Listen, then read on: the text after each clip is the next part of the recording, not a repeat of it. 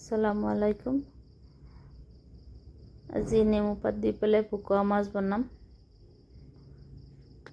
মই এফালে দুটামান নেমু পাত লৈ লৈছোঁ, 2-3 খিলামান নেমু পাত লৈছোঁ। তাৰপিছতে মোৰ বাৰীত কি কি গছ আছে এইখিনি মই দেখুৱাই দিম। এফালে মোৰ আছে লাও গছ এজোপা হৈ আছে, এয়া সৰুকৈ হৈ আছে এতিয়া। আৰু তাৰপিছতে আছে উৰহী গছ এজোপা, ডাঙৰকৈ হৈছে গছজোপা, ফুলো দিছে। এয়া দেখিছেনে, খুব ডাঙৰকৈ হৈছে গছজোপা। এইফালে আছে আৰু এজোপা নৰসিংহ পাতৰ গছ। তাৰ লগতে মোৰ আছে আৰু এজোপা গছ, এইটো হৈছে আম গছ। সেইটো আম গছটো। এতিয়া মই পাকঘৰলৈ যাওঁ।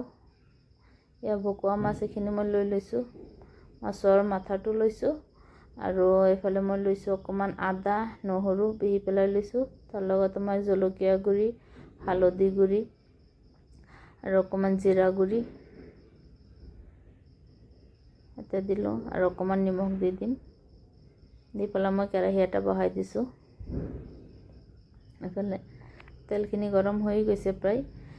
মই ইয়াতে পিঁয়াজ আৰু কেঁচা জলকীয়া দুটামান দি দিম। ইয়াতে পিঁয়াজখিনি হৈ যোৱালৈকে মই মছলাখিনি অকণমান পানী দি পেলাই মিলাই ল'ম। এই ৰঙা হৈ গৈছে পিঁয়াজখিনি। ইয়াতে মই মছলাখিনি দি দিলোঁ, দি পেলাই ইয়াতে মই মাছখিনিও দি দিম।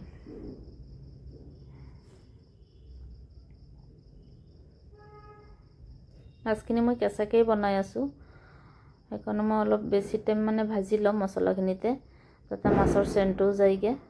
অলপ বেছি টাইম ভাজিলে মাছৰ চেণ্টটো নাথাকে। কেঁচাকৈ বনাই আছোঁ যিহেতু, অকণমান পানী দি পেলাই এই পানীখিনি যাতে শুকাই যোৱাকৈ মই মাছখিনি পূৰা ধুনীয়াকৈ লৰাই পেলাই আৰু মাছৰ চেণ্টটো শুকাই দিম। আৰু তাৰপিছতে মই আৰু অকণমান গৰম পানী এড কৰি দিম ইয়াতে, দি পেলাই ঢাকনটো লগাই দিম অলপ টাইমৰ কাৰণে।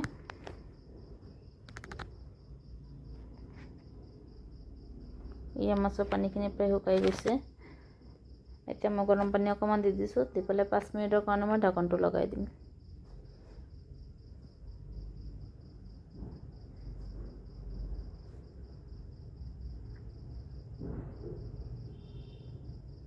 হৈ গ'ল 5 মিনিট সময়। এতিয়া মই ঢাকনটো খুলিলোঁ, খুলি পেলাই দেখিছোঁ গোটেই মাছখিনি খুব ধুনীয়াকৈ সিজি গৈছে।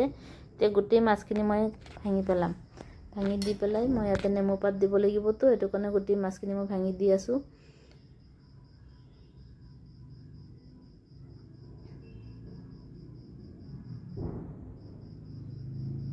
এতিয়া গোটেই মাছখিনি মই ভাঙি দিলোঁ, হৈ গ'ল ভাঙা।